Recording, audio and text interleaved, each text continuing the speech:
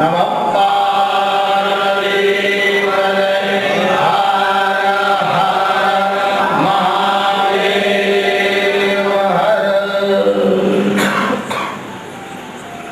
आज जन्माष्टमी का पर्व है। यह उत्सव भी है, इसे महोत्सव भी कह सकते हैं। उत्सव और महोत्सव का फर्क यह है, उत्सव में थोड़ा रजोगुण होता है और महोत्सव में सत्वगुण की प्रधानता रहती है। भगवान अवतार लेकर के आते हैं। विश्व में कई सारे रिलीजियन, संप्रदाय, मत, मजहब, फिरके हैं, मगर अवतार की कल्पना केवल भारतवर्ष में ही है। दुनिया के में अद्वितीय ऐसा तत्वज्ञान का ग्रंथ है। गीता सुगीता कर्तव्या किमन्यैहि शास्त्र विस्तरैः। जब गीता गर्जना कर रही है तो और किसी शास्त्र की आवश्यकता कहाँ है? गीता सुगीता कर्तव्या किमन्यैहि शास्त्र विस्तरैः, और शास्त्रों के विस्तार की आवश्यकता नहीं है। यही तो भगवान श्री कृष्ण का अद्भुत प्रसाद है। विश्व भर में गीता से बढ़कर कोई तत्वज्ञान का ग्रंथ नहीं है और गीता से सरल किसी की भाषा नहीं। भाषा की दृष्टि से गीता इतनी सरल है, इसका संस्कृत साधारण अभ्यास करने वाला भी अगर ध्यान से पढ़ता रहे तो गीता के भाव को थोड़ा बहुत पकड़ सकता है, भाषा को समझ सकता है। गीता के रहस्य को समझने के लिए तो गुरु की आवश्यकता है, भगवान भाष्यकार की आवश्यकता है, और निरंतर वर्षों तक अध्ययन करना पड़ता है, तब जाकर के गीता के रहस्य को समझ सकते हैं। पर इतने अद्भुत तत्व ज्ञान का जिसमें वर्णन आया है, इसकी भाषा एकदम मधुर और प्रासादिक है। गीता से अधिक प्रासादिकता और कहीं नहीं मिलेगी आपको। यह अद्भुत ग्रंथ कैसा है, किस विषय वस्तु का वर्णन करता है? अद्वैतामृत वर्षिणीं भगवतीं, यह अद्वैत के अमृत की वर्षा करने वाली है। देखिए, भगवत गीता में जो 18 अध्याय है, इसमें श्री कृष्ण और अर्जुन का संवाद है। अर्जुन पूछता गया है, भगवान समाधान करते हैं। इन सभी अध्यायों में यह जो राजविद्या राजगुह्यम, यह जो 9वां अध्याय है, यह बहुत विशिष्ट है। यह तो भगवत गीता का कोई भी प्रकरण, कोई भी चैप्टर, कोई भी श्लोक आप उठा लो, अद्भुत ही है।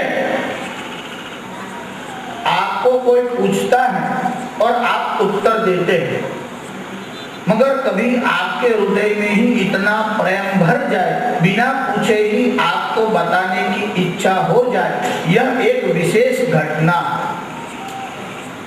यह 9वें अध्याय में अर्जुन ने कोई प्रश्न ही नहीं पूछा।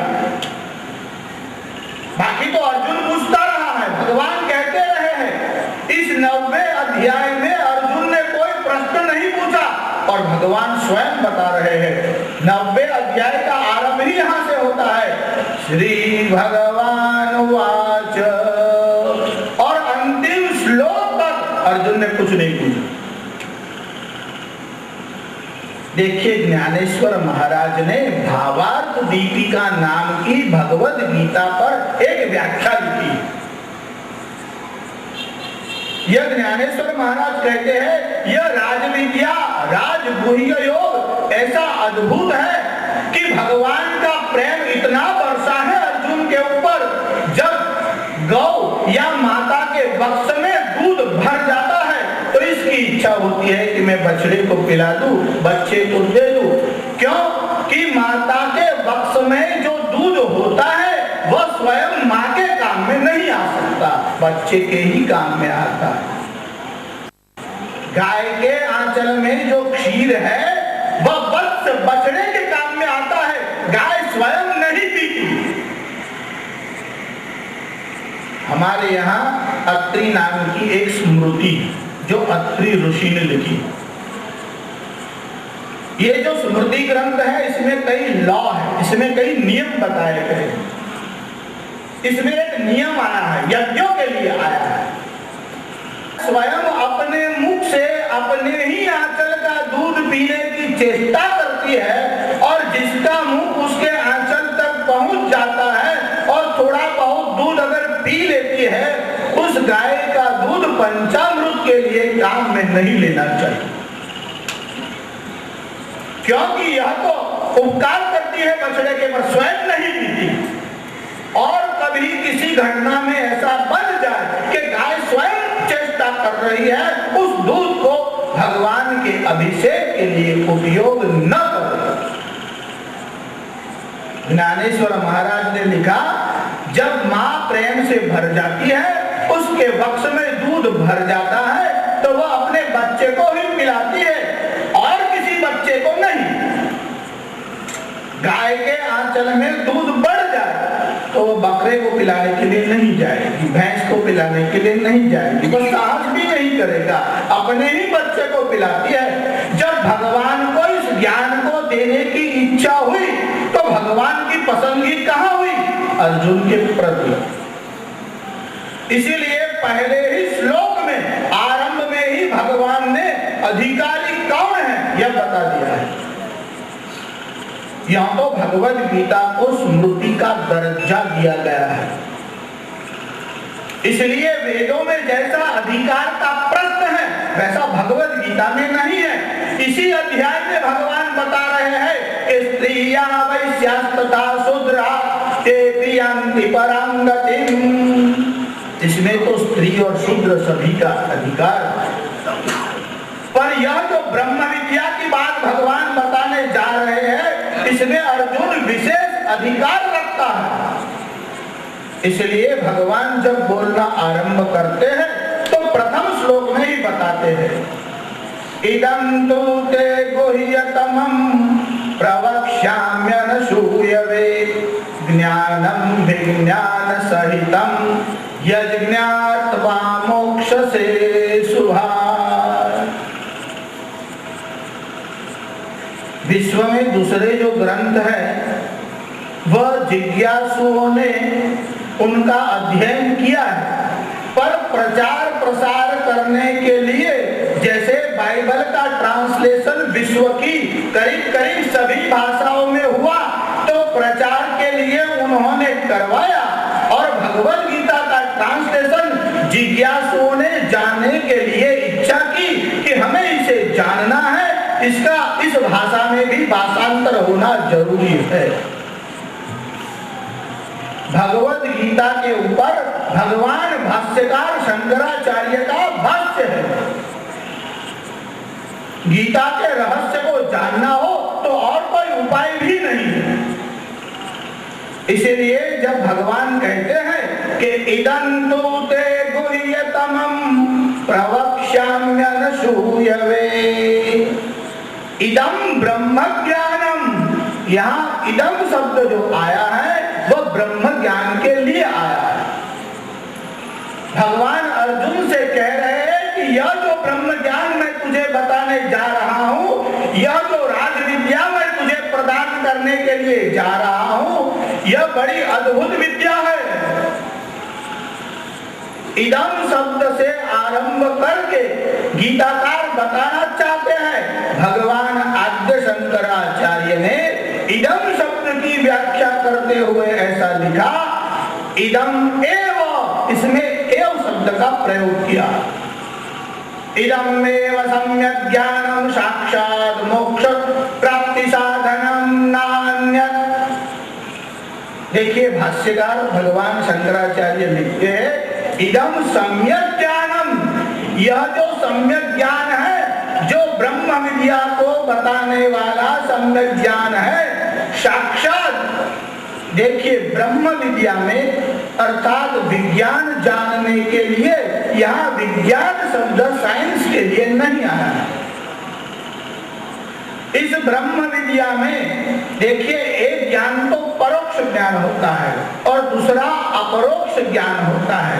यह दूसरे ही वाक्य में भगवान बता रहे हैं कि ज्ञानम विज्ञान सहितम यज्ञात्वा मोक्षसे शुभात्। हे अर्जुन, मैं तुझे जो बता रहा हूँ ज्ञानम विज्ञान सहितम, विज्ञानम अनुभव युक्तम। विज्ञान शब्द की व्याख्या करते हुए भगवान आद्य शंकराचार्य लिखते हैं कि विज्ञान अनुभव युक्तम, जो अनुभव युक्त ज्ञान है उसका नाम विज्ञान है। डॉक्टर राधाकृष्णन ने भगवद गीता के ऊपर जो कमेंट्री लिखी 1948 में उसका प्रथम संस्करण एडिशन बाहर निकला। उसमें विज्ञान शब्द का अर्थ समझाते हुए डॉक्टर राधाकृष्णन ने एक कोटेशन दिया जो भगवान शंकराचार्य का ही लिखा हुआ। उन्होंने एक ही श्लोक में ज्ञान और विज्ञान दोनों की व्याख्या बताई और उन दोनों चरणों में केवल एक शब्द का ही फर्क आता। वे श्लोक बताते हुए लिखते हैं अस्मि माने हूं, मैं हूं, और अस्ति माने है। अस्ति चेत यानी ब्रह्म है, अस्ति चेत विद, जो ब्रह्म है ऐसा जानते हैं। परोक्षम ज्ञान, यह परोक्ष ज्ञान है। और अस्मि ब्रह्मेति चेत, और मैं ब्रह्म हूं ऐसा जो जानते हैं। अपरोक्षम तद उच्यते, जो ब्रह्म है ऐसा जानते हैं वह परोक्ष ज्ञान है, और मैं ब्रह्म हूं ऐसा जो जानते हैं वह अपरोक्ष ज्ञान है। ज्ञानम विज्ञान सहितम। नमः पार्वती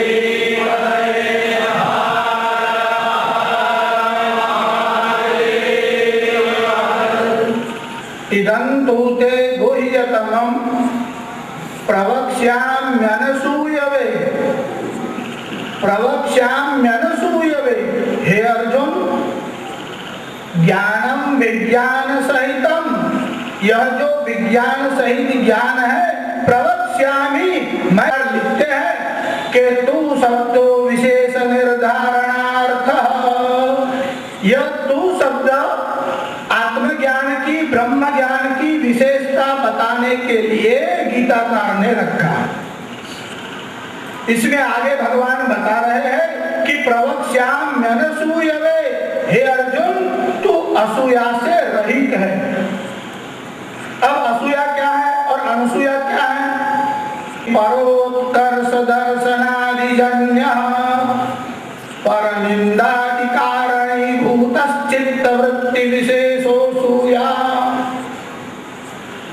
परोत्कर्ष मानी दूसरे का उत्कर्ष देख कर, परोत्कर्ष दर्शनादिजन्य, दूसरे का उत्कर्ष देख कर, और उसमें परोत्कर्ष दर्शनादि, केवल दर्शन नहीं लिखा, दर्शनादि यानी दूसरे का उत्कर्ष देखकर या सुनकर। परनिंदादि कारणीभूतश्चित्त वृत्ति विशेषो, किसी का उत्कर्ष देख करके उसकी निंदा करने की तुम्हारे हृदय में, चित्त में जो इच्छा होती है उसका नाम असूया है। और जो ब्रह्म विद्या का अधिकारी हो उसमें असूया नहीं होनी चाहिए, वही ब्रह्म विद्या का अधिकारी है। ये तो उपलक्षण से लिखा है, यानी दूसरे दोष होना चाहिए ऐसा नहीं। असूया लिखा तो आपको अर्थापत्ति से समझ लेना चाहिए कि दूसरे ये समाधि सत्य संपत्ति यह गुण होने चाहिए। देखिए, अर्थापत्ति से समझना चाहिए उसका अर्थ क्या है, अर्थापत्ति क्या वस्तु है। हम आपको एक सरल दृष्टांत से बताते हैं। जैसे आपके यहाँ कोई उत्सव है, कोई व्रत है, जैसे हमारे यहाँ होली का त्योहार होता है, तो हम लोग गेहूं से सेव बनाते हैं। तो किसी घर में बनाई थी और ऊपर सुखाने के लिए रखी, और बच्चे को बुला करके उसकी माँ ने कहा कि देख ऊपर सेव रखी है, कहीं चिड़िया आकर के खा न जाए, तू ध्यान रखना। अब वो बच्चा वहां बैठ गया। आधे घंटे के बाद उसकी माँ ऊपर गई तो सेव थी नहीं, क्योंकि सब कौवे खा गए। अब उसकी माँ ने कहा कि तू यहाँ बैठा बैठा क्या कर रहा था? तो उसने कहा तूने तो मुझे कहा था कि चिड़िया से ध्यान रखना, कौवे का तो कहा ही नहीं था। तो चिड़िया की बात बोलने पर दूसरे कौवे आदि पक्षियों का नाम लेने की आवश्यकता नहीं है। एक चिड़िया बोलने से बाकी की बात आपको समझ लेनी चाहिए, उसको कहते हैं अर्थापत्ति। एक बात का इशारा करने पर दूसरी बात समझ लेनी चाहिए, इसलिए असूया दोष से रहित होना चाहिए। इसका मतलब काम क्रोध आदि जितने भी दोष है उन सबसे बचना चाहिए, पर इसमें असूया का नाम प्राधान्य बताया है। देखिए, असूया शब्द इसका विरोधी है अनसूया। मैंने पहले आपको बताया कि हमारे यहाँ अत्रि नाम के ऋषि, उनकी पत्नी का नाम अनसूया है। ये अत्रि ऋषि मंत्र के दृष्टा है, ऋग्वेद के 5वें मंडल के दृष्टा है। देखिए, अभी हम आपको अत्रि का परिचय अधिक नहीं बता रहे, केवल इतना बता रहे हैं कि यह मंत्र दृष्टा ऋषि है और उन्होंने अत्रि स्मृति नाम की एक स्मृति लिखी। उसमें उन्होंने अनसूया शब्द की व्याख्या लिखी। क्या लिखते हैं अत्रि मुनि? न गुणान गुणिनो हन्ति स्तौति मंद गुणानपि नान्य दोषे सुरमते सानसूया प्रकीर्तिता। न गुणान गुणिनो हन्ति, दूसरे का गुण देख करके उसका हनन नहीं करता, और स्तौति मंद गुणानपि, और दूसरे का मंद गुण देख करके उसके गुणों की वृद्धि करने के हेतु उसकी स्तुति करता है। देखिए, यह जो स्तुति है वह पुत्र की और शिष्य की नहीं करनी चाहिए, उसको थोड़ा डांटते रहना चाहिए। अगर पहले ही दिन उसने एक सूत्र रट लिया और आपने स्तुति कर दी, बहुत अच्छा बहुत अच्छा, तू तो बड़ा बुद्धिमान है, दूसरे दिन थोड़ी स्मृति कमजोर हो। अभी मैं उसकी अधिक व्याख्या नहीं करता। पुत्र और शिष्य की बात जान करके हृदय में प्रसन्नता रखनी चाहिए, मगर वाणी में प्रसन्नता नहीं दिखानी चाहिए। थोड़ा थोड़ा दोष दिखा दिया। पर यह अनसूया गुण कैसा है? स्तौति मंद गुणानपि। अगर आपका मित्र कोई साहस कर रहा है तो उसका साहस तोड़ना नहीं चाहिए, पर ऐसा साहस भी ना हो कि वह तीसरी मंजिल से कूद रहा हो और तुम जाओगे बेटे मत चिंता कर मैं खड़ा हूं। मुल्ला नसरुद्दीन का अपनी पत्नी से झगड़ा, तो उसकी बीवी ने कहा कि मैं जा रही हूँ। मुल्ला ने कहा कहाँ? सुसाइड करने को। बोले कहाँ जाओ? बोले कांकरिया तालाब है इतना बड़ा, उसी में ही कूद का लगा। मुल्ला ने कहा जाओ, वो निकली। अब मुल्ला पीछे पीछे जा रहा है, और वो जैसे आगे जा रही थी उसने पीछे मुड़ करके देखा कि मुल्ला आ रहा है, तो इसकी जरा स्पीड बढ़ा था। अब मुल्ला भी दौड़ने लगा। अब वो नजदीक पहुंचने वाली थी कि वो रुक गई। मुल्ला की ओर देखा और पूछा कि आप पीछे पीछे क्यों आ रहे हो? कि मेरी मर्जी। मैं वो ठीक है, मगर बताओ तुम पीछे पीछे क्यों आ रहे हो? मुल्ला ने कहा कहीं ऐसा न हो कि नजदीक पहुंचकर तुम्हारा साहस टूट जाए, तो मैं हिम्मत दिलाऊंगा कि बोलो चिंता मत करना, न मेरी करना न बच्चों। तो यह गुण नहीं हुआ, ये कोई साहस दिलाने की बात न। तो दूसरे को उत्साह प्रदान करने करने का मतलब तो भिन्न होता है। नान्य दोषेषु रमते, जो दूसरे के दोषों में प्रसन्न नहीं होता, सानसूया प्रकीर्तिता, उसे कहते हैं अनसूया। हे अर्जुन, तेरे भीतर असूया नहीं है, इसलिए तू इस ब्रह्म विद्या का अधिकारी है। भगवान कह रहे हैं इदं तु ते गुह्यतमं प्रवक्ष्याम्यनसूयवे।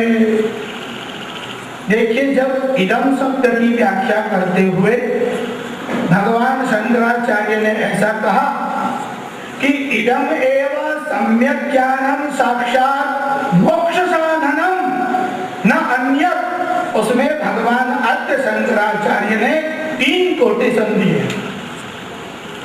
पहले तो भगवद गीता की बात समझाने के लिए भगवद गीता के 7वें अध्याय का 19वां श्लोक, वासुदेवं सर्वमिति, यह सब वासुदेव यानी परमात्मा मैं है, यह पहला सूत्र बताया।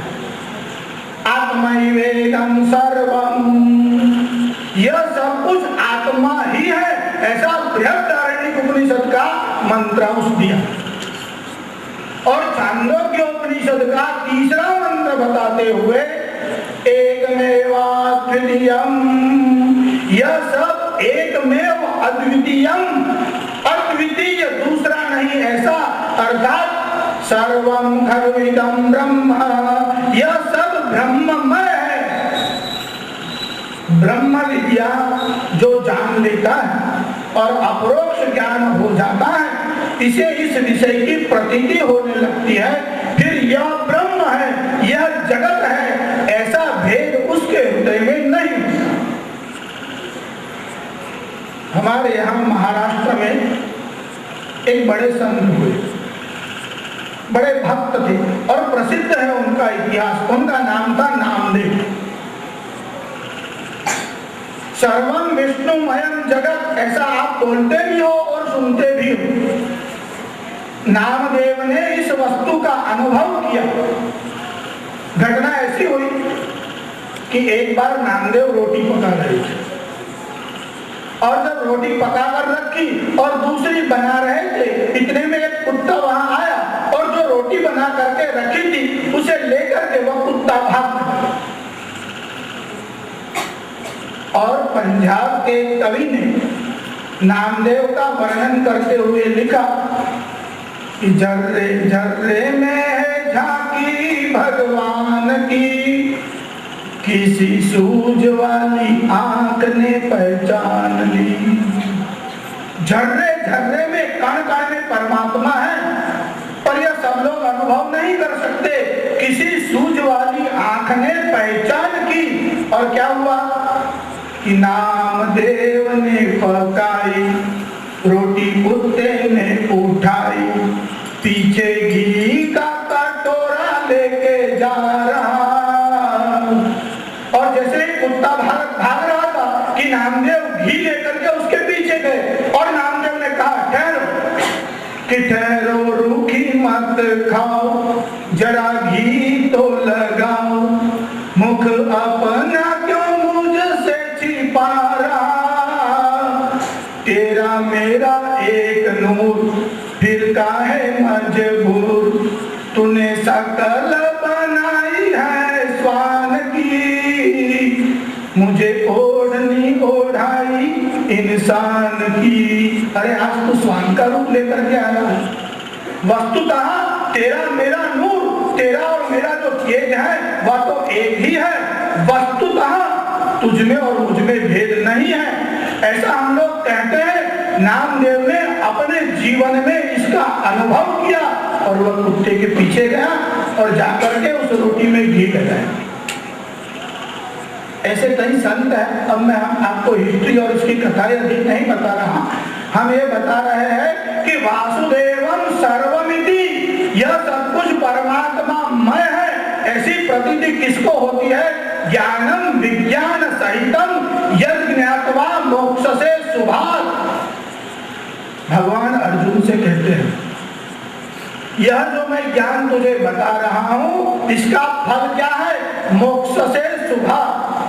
तो अशुभ से छूट जाएगा। एक एक शब्द पर भगवान भाष्यकार ने इसके बड़े सुंदर अर्थ लिखे। भगवान बता रहे हैं मोक्ष से अशुभात, हे अर्जुन अशुभ से छूट जाएगा। यह अशुभ क्या है?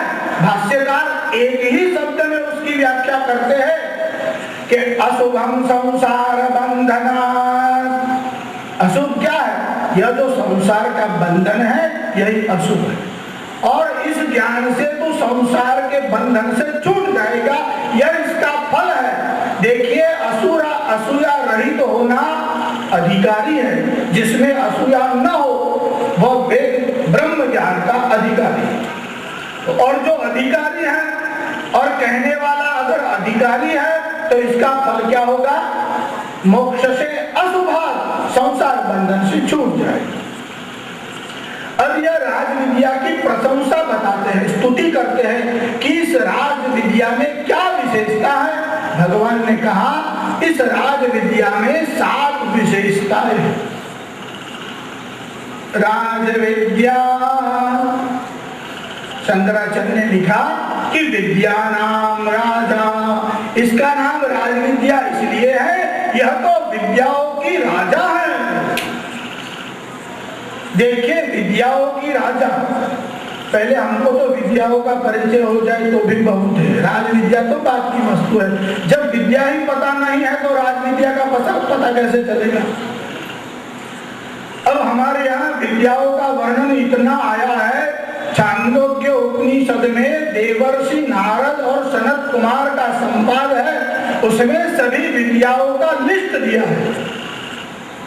ना तो हम आपको अभी सभी विद्याओं का नाम बताएंगे, ना तो इसकी विशेषता बताएंगे। हम तो अभी ये बता रहे हैं कि इतनी सारी जो विद्याएं हैं इसमें राज विद्या अर्थात विद्या नाम राजा, जो विद्याओं की राजा है वह ब्रह्म विद्या है। जो विद्यावान होता है उसे ही पता चलता है कि विद्या कैसे प्राप्त की जा सकती है। नहीं बंध्या विजानाति यथा प्रसव वेदनम, जो बंध्या स्त्री है उसे प्रसूति की पीड़ा क्या है उसका पता नहीं चल सकता। इसी तरह जो विद्वान नहीं है उसे कैसे पता चल सकता है कि विद्या प्राप्त करने में कितना श्रम करना पड़ता है। देखिए हमारे यहाँ बहुत सारे विद्यावान लोग हैं।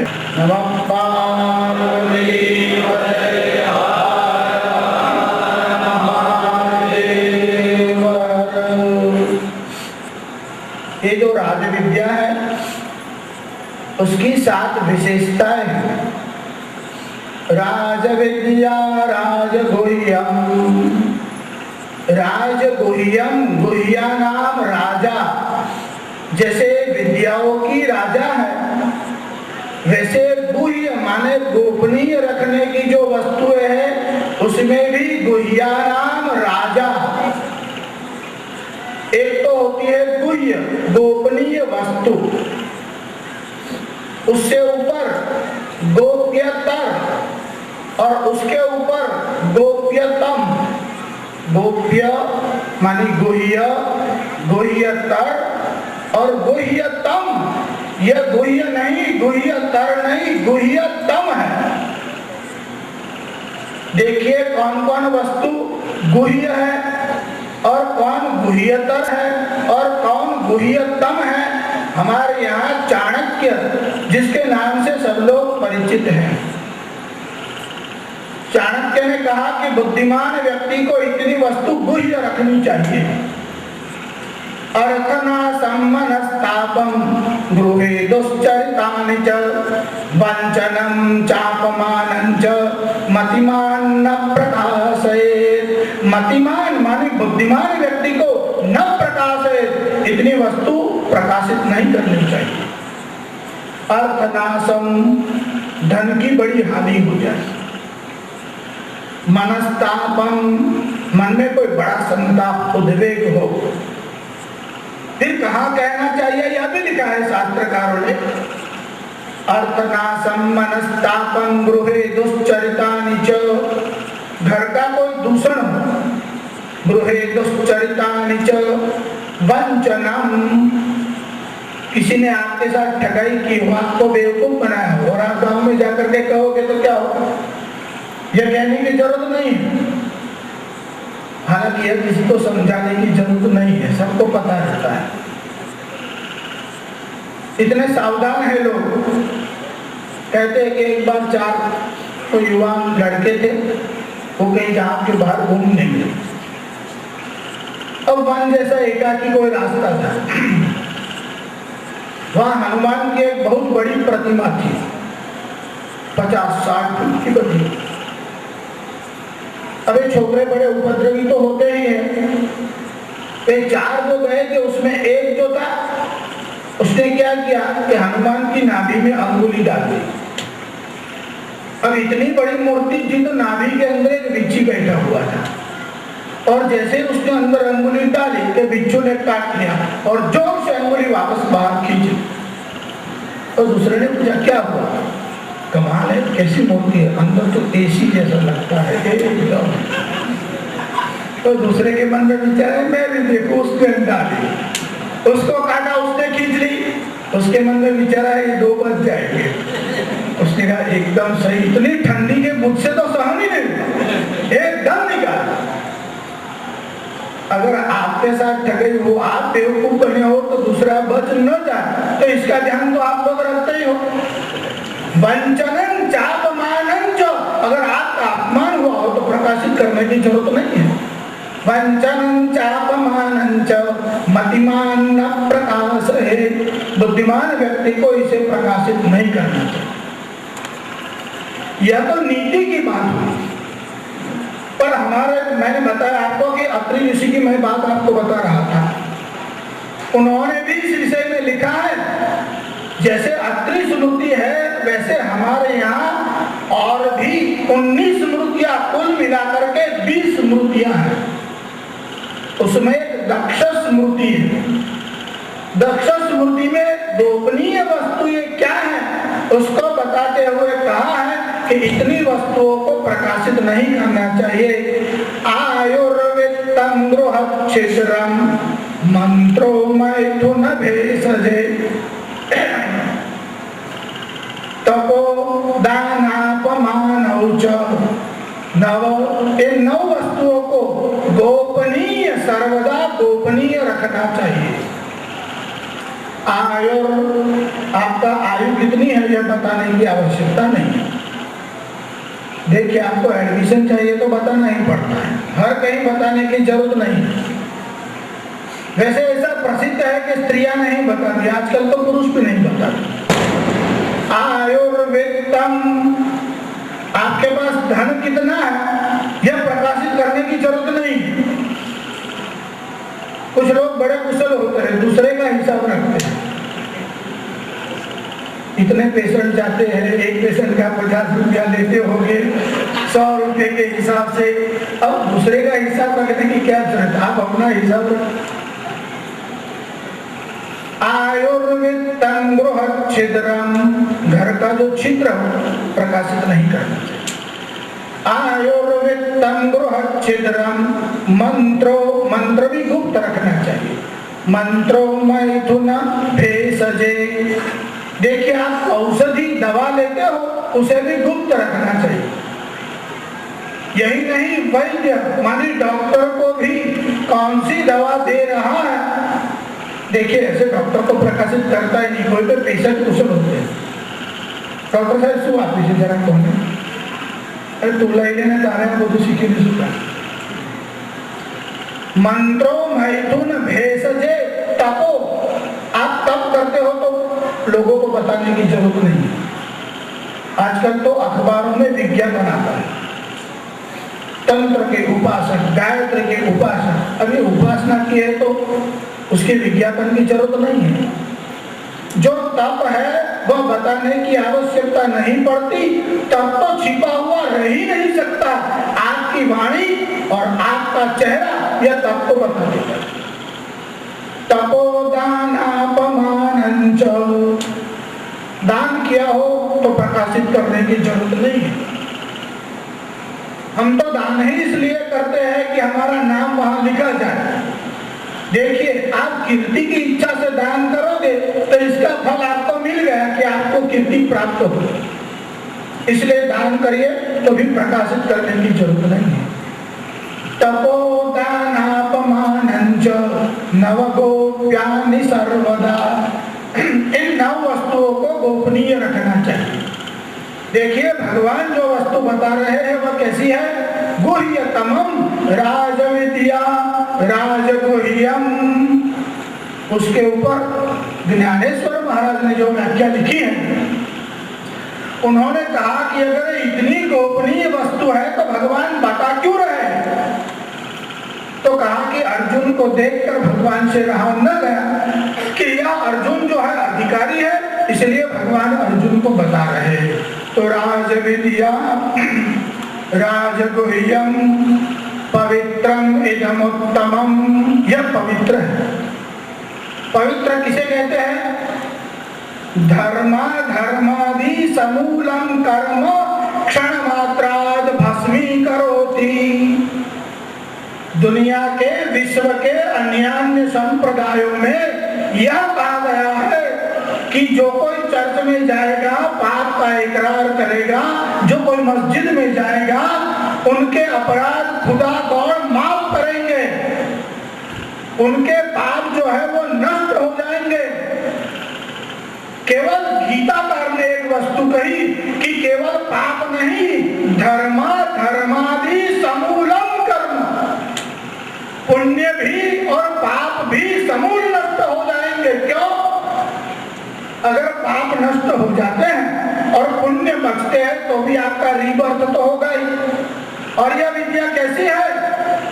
मोक्ष से अशुभात, संसार का बंधन यानी जन्म मरण के चक्र से छुड़ाने वाली है।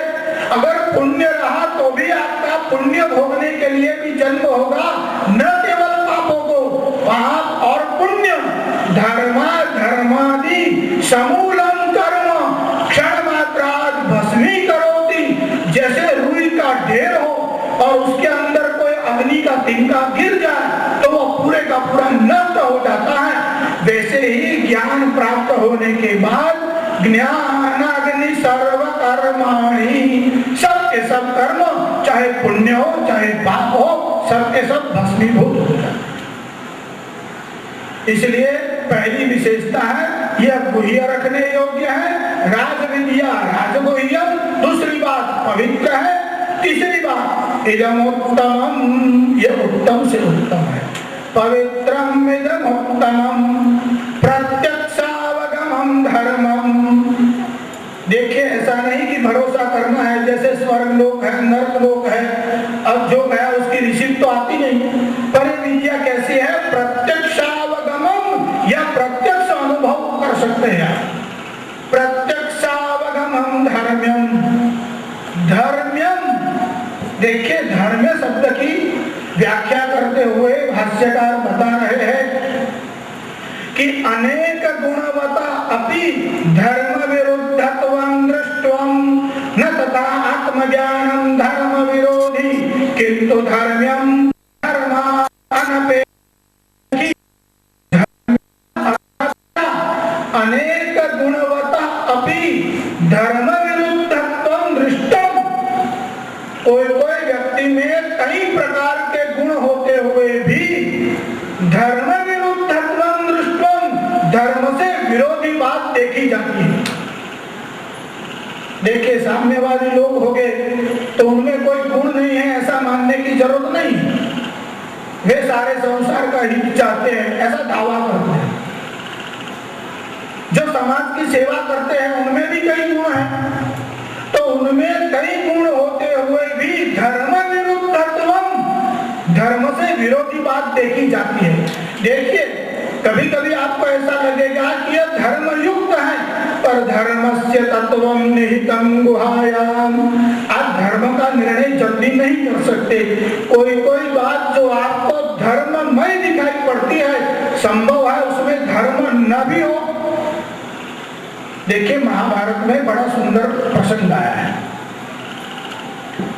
जब युद्ध हो रहा था और अर्जुन का रथ भगवान चला रहे थे और कर्ण से युद्ध हो रहा था और कर्ण के रथ का जो पहिया था, चक्र था, जो बाई ओर का था, वो जमीन के अंदर धंसने लगा और जब उसके रथ का चक्र जमीन में धंस गया, घुस गया, तो कर्ण नीचे उतरा और उस पहिए को निकालने लगा। भगवान वेदव्यास लिखते हैं कि कर्ण ने अपनी शक्ति को इतना उपयोग किया कि जब वो चक्र को खींचने लगा, उस भूभाग को 4 अंगुल ऊपर कर दिया, पर चक्र ऐसा फंसा हुआ था कि नहीं निकला। जब चक्र न निकला और कर्ण रथ के पहिए को निकालने में लगा था, और यहां श्री कृष्ण ने अर्जुन से कहा तीर चला। अर्जुन के मन में विचार आया कि इसका चक्र फंस गया है, अब मैं तीर कैसे चलाऊं? पर भगवान श्री कृष्ण की आज्ञा हुई, अब कुछ सोचना नहीं है। आज्ञा गुरुणाम विचारणीया,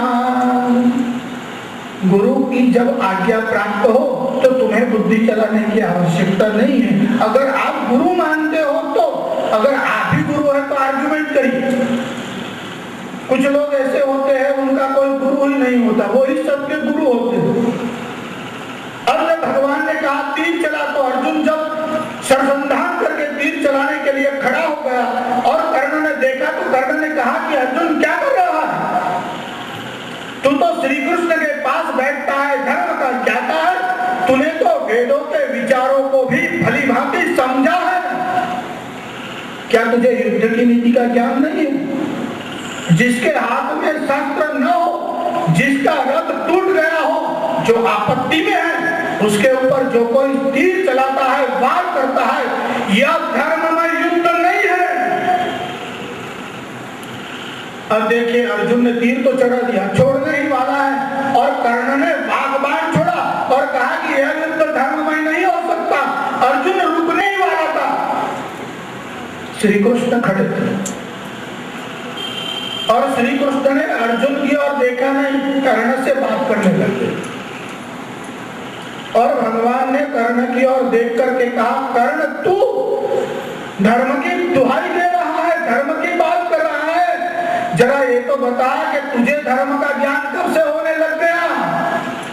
वनवासे गतीते च कर्णवर्षत्रयोदशे, यह जब पांडव वनवास में गए और 12 वर्ष के बाद एक गुप्त वर्ष पूरा हो गया, 13 वर्ष तक ये पांडव लोग वनवास में गए, और जब वनवास से वापस लौटे और उनका राज्य वापस देने की प्रतिज्ञा की थी, मगर दुशासन और दुर्योधन की बात को मानकर न प्रयच्छसि राज्यम, उन्हें पांडवों के राज्य को वापस नहीं दिया। क्वते धर्मस्तदागत, तब तेरा धर्म कहाँ गया था? अब तुझे धर्म याद आ रहा है, तू धर्म की दुहाई दे रहा है। धर्म क्या है तुझसे नहीं सीखना है, यह सिखाने के लिए श्री कृष्ण है। तू और धर्म की बात कर रहा है। जब पांडवों को नागसागृह में चलाया गया, इस षड्यंत्र को बनाया, जब तू वहां था, न तो तूने कौरवों को रोका, न तो तूने पांडवों को सावधान किया, तब तुझे धर्म याद नहीं आया था। यदा रजस्वलाम कृष्णाम, द्रौपदी जब रजस्वला धर्म ने दी, यदा रजस्वलाम कृष्णाम, और जब दुर्योधन ने कहा दुशासन से कि इस पांडव युद्ध में हार गए हैं, इसलिए द्रौपदी को घसीट कर सभा में लिया, एक वस्त्र वाली दी, रजस्वला धर्म में दी, और जब दुशासन द्रौपदी को घसीट करके सभा में लाया, सभायाम प्राहस करना, तब तो तू वहां बैठा था, और सभायाम प्राहस करना, तब तू जोर जोर से हंसने लगा। क्वते धर्मस्तदागत, तब तेरा धर्म कहाँ गया था? भगवान ने यह बताया कि धर्म तुझे बताने की जरूरत नहीं है, जिससे संपूर्ण प्राणियों का हित होता है उसका नाम धर्म है। उसी धर्म की रक्षा के लिए अर्जुन शस्त्र चलाएगा, और भगवान की आज्ञा होते ही अर्जुन ने शस्त्र चलाया। दिखने में तो कर्ण जो बोल रहा है वह धर्म दिखता है, पर धर्म वह है जब भगवान श्री कृष्ण बता रहे हैं। यह जो ब्रह्म विद्या है, भगवान आद्य शंकराचार्य लिखते हैं, यह ब्रह्म विद्या कैसी है? धर्म्यम धर्म से युक्त है। सुसुखम कर्तुम अव्ययम, यह सुसुखम यानी करने में सरल है, जानने में सरल है। और ऐसा मत समझना कि सरल है इसलिए इसका फल कमजोर होगा। अव्ययम, दुनिया का कितना भी बड़े से बड़ा यज्ञ या कर्म करो उसका फल नाशवंत होता है। आप कितने ही हजारों वर्ष तक स्वर्ग में रहो, जब पुण्य नाश होता है तो आप पृथ्वी पर आते हो। पर यह ब्रह्म विद्या का फल कैसा है? अव्ययम, उसका नाश नहीं होता। देखिए यहाँ ज्ञानेश्वर महाराज ने एक बड़ा सुंदर प्रश्न उठाया। अगर ये इतना सरल है, अविनाशी है, तो सब लोग इसका पालन क्यों नहीं करते? सब लोग इसे सीखने के लिए उतावले क्यों नहीं होते? सबके मन में यह जानने की जिज्ञासा क्यों नहीं होती? इसका उत्तर तो भगवान ही दे रहे हैं और आगे के सूत्र में ही दे रहे हैं। क्या कहते हैं भगवान? अश्रद्धा अश्रद्धाना पुरुषा धर्मस्यास्य परन्तप अप्राप्य मां निवर्तन्ते मृत्यु संसार वर्तमनि। हे अर्जुन, अश्रद्धाना पुरुषा, क्योंकि पुरुषों को इस धर्म में, आत्मज्ञान रूपी धर्म में श्रद्धा नहीं है। श्रद्धा किसे कहते हैं? पुरुषा। श्रद्धा शब्द की व्याख्या करते हुए भगवान आद्य शंकराचार्य लिखते हैं, श्रद्धा कीदृशी, श्रद्धा कैसी है और श्रद्धा किसे कहते हैं? कि शास्त्रस्य गुरुवाक्यस्य सत्य बुद्ध्यावधारणम श्रद्धा कथिता सद्भि यया वस्तु उपलभ्यते। शास्त्रस्य गुरुवाक्यस्य, शास्त्र को और गुरु के वाक्य को सत्य बुद्ध्यावधारणम, सत्य बुद्धि से धारण करना, श्रद्धा कथिता सद्भि, उसके बाद विज्ञानम। देखिए पहले शास्त्रों में आपकी श्रद्धा हो, इसके लिए आपको गुरु के सानिध्य में जाना चाहिए और सत्संग करना चाहिए। तो एक सम्राट था, राजा था, तो पूर्व जन्म के संस्कार शेष रहे होंगे, इसे सत्संग में रुचि नहीं। और फिर ऐसा कुसंग प्राप्त हुआ कि किसी ने ऐसा समझाया कि सत्संग करने से मति भ्रष्ट होती है और लोगों का संसार बिगड़ जाता है, इसलिए सत्संग तो भूल से भी न कर। अब उसको गुरु भी ऐसा मिल गया, गुरु लोभी और चेला लालची दोनों खेले दाव, दोनों ऐसे ही इकट्ठे हो गए। तो राजा को कहा कि सत्संग में जाना तो नहीं, भूल से भी सत्संग का शब्द कान में न पड़ता, इसकी सावधानी रखो। राजा ने कहा ठीक। अब एक बार राजा जा रहा था, अब मार्ग में कहीं सत्संग हो रहा था, तो दूर से ही सेवकों ने बता दिया वहां सत्संग चल रहा है और हमें उसी रास्ते से चलना है। राजा ने अपने दोनों कानों में अंगुलियां जो थी वो अंदर डाल दी ताकि कोई शब्द कान में न। और राजा रथ में बैठा हुआ था और रथ वहां से गया, तो महात्मा सत्संग बता रहे थे। तो सत्संग में विषय ऐसा चल रहा था कि जो मूल स्वभाव होता है वो जल्दी जाता नहीं, और लोग जो पुरुषार्थ करते हैं तो क्या कर्म करते हैं नहीं, इसका हेतु क्या है, इसकी प्राधान्यता होती है। अब वो इस विषय में एक दृष्टांत बता रहे हैं। दृष्टांत क्या बता रहे थे कि जब राजा का रथ वहां से गया, और ये महात्मा दृष्टांत बता रहे थे कि नदी के तट पर कोई साधु खड़ा था और वहां एक बगला भी था, और बगला एक पैर से खड़ा था, लगता तो ऐसा है कि ध्यान कर रहा है, पर ध्यान थोड़ा ही करता था, उसका ध्यान तो मछली में था, वह कोई परमात्मा का ध्यान तो करना नहीं था। इसलिए हम कहते हैं ना कि यह पक भगत है, यह पक का अर्थ होता है बगला, जो अपने स्वार्थ के लिए ध्यान करता है। एक पैर पर खड़ा है, उसने विचार किया अभी मछलियां दूर दूर है, मैं जरा राह आओ देखो। अब इस बगले ने क्या किया, वह एक पत्थर था, उसके पर अपनी चोंच को घिसने लगा ताकि उस मछली को बराबर पकड़ सके। अब वो अपनी चोंच को घिस रहा था और वो साधु वहां खड़ा खड़ा देख रहा था। उस साधु ने बगुले को देख करके कहा कि घिस घिस घिस घिस घिसत है, ऊपर लगावत पानी। अब ये साधु बोल रहा था, उसी समय राजा को छींक आई और जैसे ही कान में से अंगुली बाहर निकाली और राजा ने इन वचनों को सुना। अब वो बोल रहा था कि घिस घिस घिस घिस घिसत है, ऊपर लगावत पानी। किस कारण से घिसत है वही बात मैं जानी, मैं जानता हूं कि तो क्यों घिस रहा।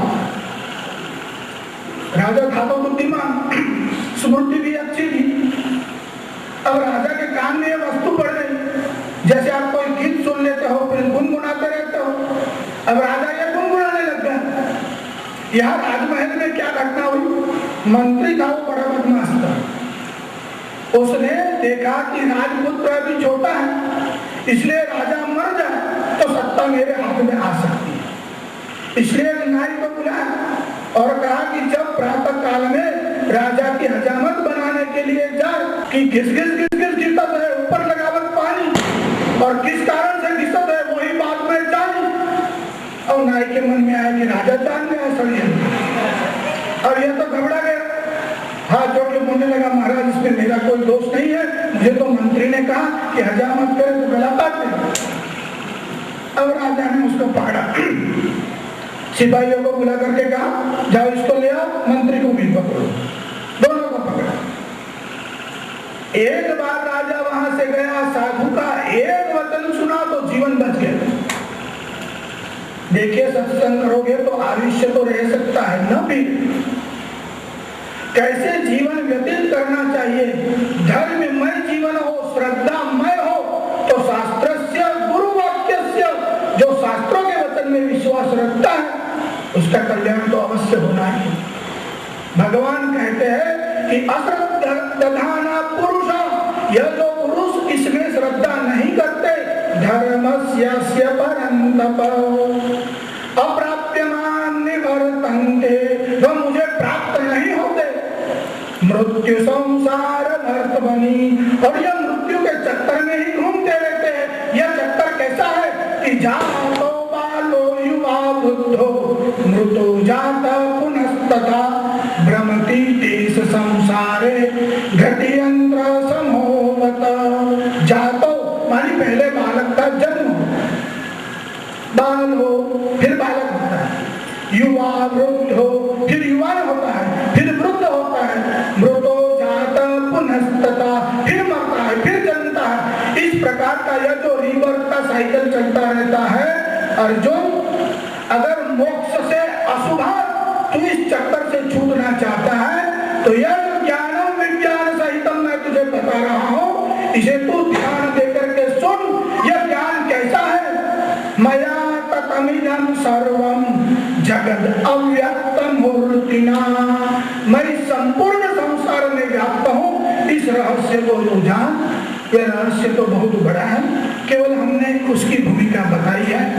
भगवान श्री कृष्ण का स्मरण करते हुए वाणी को विराम देंगे। श्री बाल कृष्ण लाल।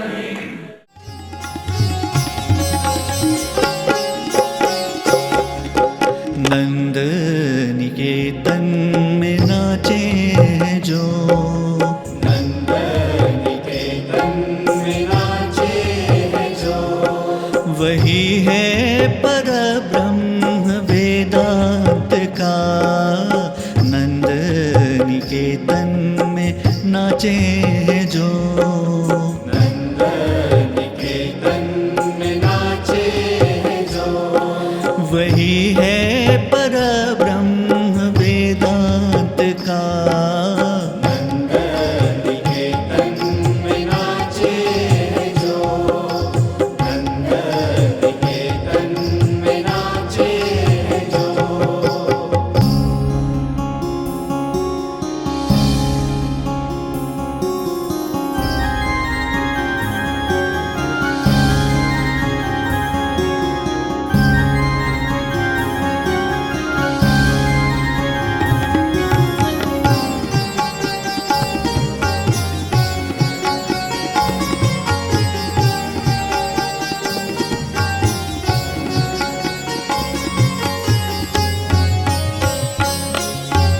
कण कण में तू है समाया हुआ। गोकुल में फिर भी तू पाया गया। कण कण में तू है समाया हुआ। गोकुल में फिर भी तू पाया गया। गोपी ने कैसे नचाया तुझे, भले तू जगत को नचाता रहा।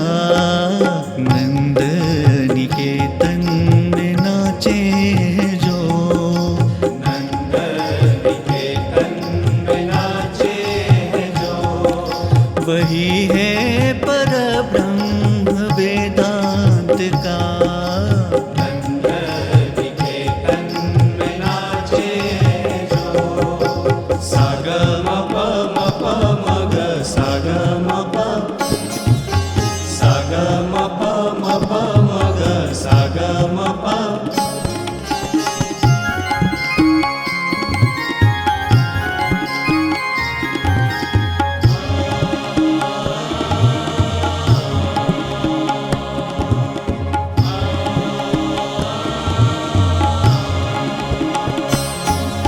कहे वेद तू तो खाता नहीं।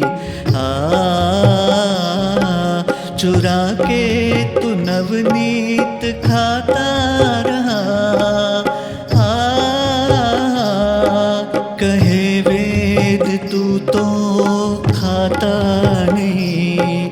चुरा के तू नवनीत खाता रहा।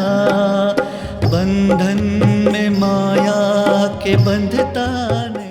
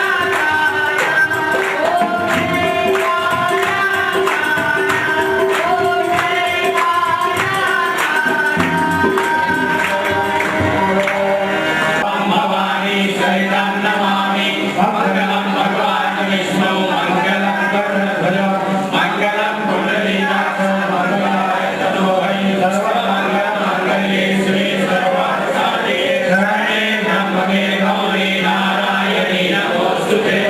कृष्णलाल की जय। पुष्पैर्देवाभिवन्दनाम् हस्तैर्देवाभिवन्दनाम् आत्माभिपूर्वे राज्याः वन्दिदेवाः। ॐ राजाधिराजाय वै